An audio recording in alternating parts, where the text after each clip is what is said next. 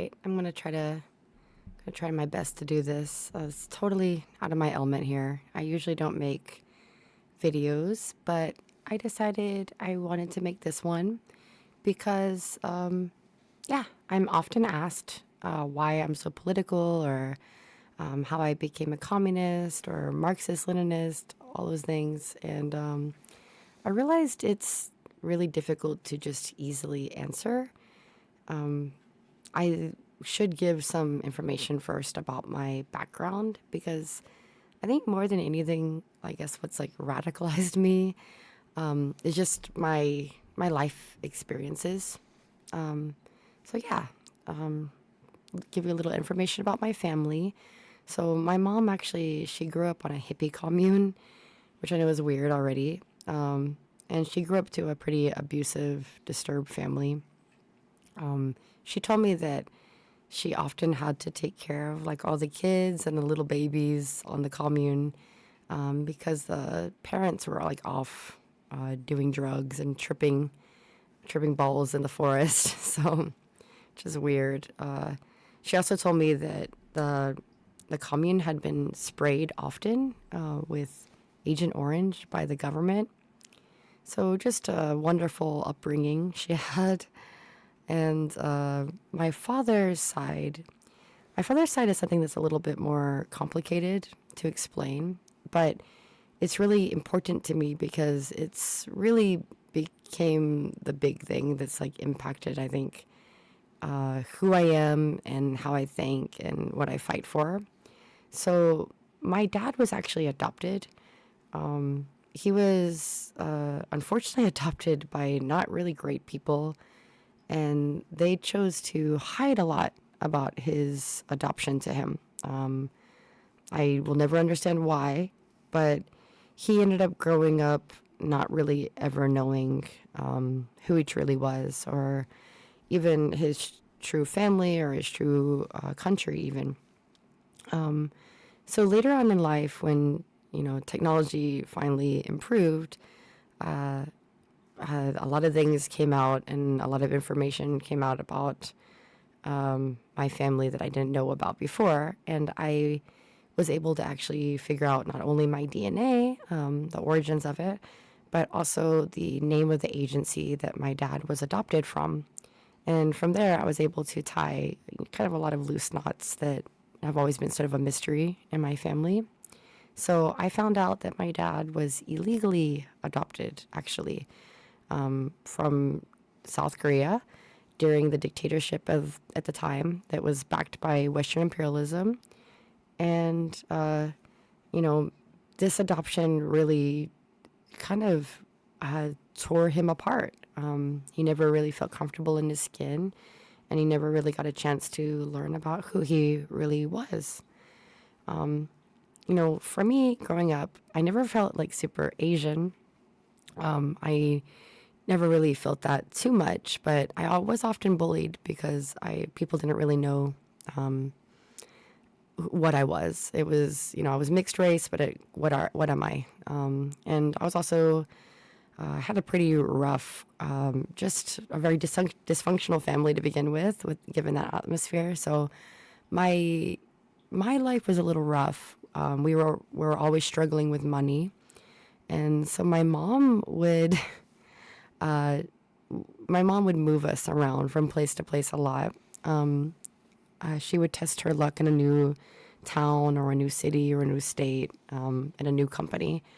And so I actually ended up moving over 40 times, which I know is super abnormal as well. And, I was bullied not just because I was mixed race, but I was bullied because I was always the awkward new kid. And I always had to kind of like introduce myself again and again and again. And I always had trouble making friends. I never really experienced a childhood friend. Probably will never know what that really is like. I think like the longest friend, like whenever I had like a really deep friend or whatever, at least I thought they were, the time span of that would usually be just like within 2 years. And then I would have to pick up, move again. It was rough. But, I can say honestly, I did get to experience one true best friend. She impacted my life a lot.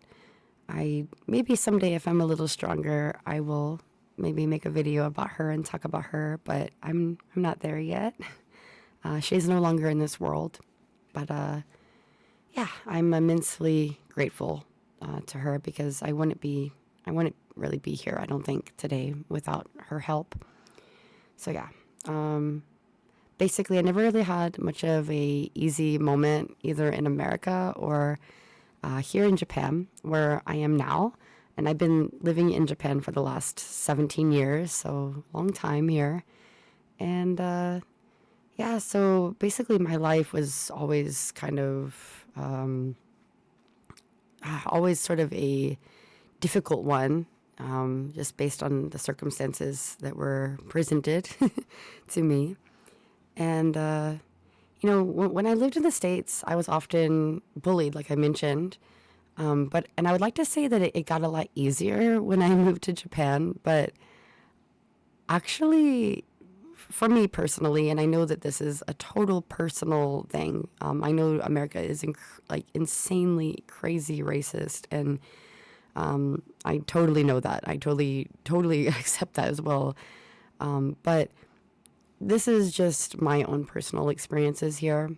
I never really felt deep racism towards me until I lived in Japan, oddly enough. So, I'm rather white passing, so I never felt either that Asian either, like I mentioned before. And sometimes, of course, when I lived in the States, like if people knew about my Asian culture, I get some stupid questions asked. About Asian stuff from people who are usually really naive and don't know better. But in Japan, I learned if people learn about like my actual genetic makeup, sometimes I would get some pretty crazy comments or remarks. So I guess let me explain. For example, I used to work for this old manager of mine. Yeah, he was someone who was very disappointed by the fact that I was not half Japanese. I guess he had thought that I was half Japanese for the longest time. And when he found out I wasn't, during the lunch break at my work, I remember he was just very animated. He was He was very vocal about how disappointed he was in the fact that I was not half Japanese. And he was just saying this so like nonchalantly in front of like all my coworkers. And, it was awkward. And then there was something he said that just really crossed the line for me. And when like somebody says something kind of like under their breath, but like they're saying it loud enough, like they're purposely saying it loud enough so that everybody can hear. He had said that my blood was dirty. Yeah, so that was something that was a real big, catalyst for me, I think, for me to really, like, intensely research in, like, history, Japanese war crimes, and just topics like that, because just living here, I was just kind of surprised at times just how little remorse most Japanese sort of feel for the disgusting things that took place and the genocide. And I think that's what really like kind of woke me up, just seeing a lot of pride for things that should not be proud of.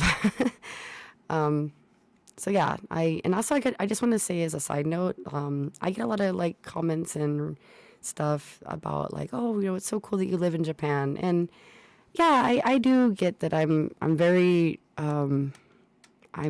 lucky, I suppose, to be here. It's a much more easier, safer life, more convenient life than a lot of things that I experienced before in the past. But often the people who say these things, and not everyone, of course, but often a lot of the people who say these things are also fall into this line of of people who come here and praise like every aspect of Japan without actually knowing any of the language or culture or history. And then some of these people too will just like go to Yasukuni war criminal shrine festivals, and and then they will talk about how kind Japanese are when, again, their only knowledge is likely some anime or manga they've read in the past.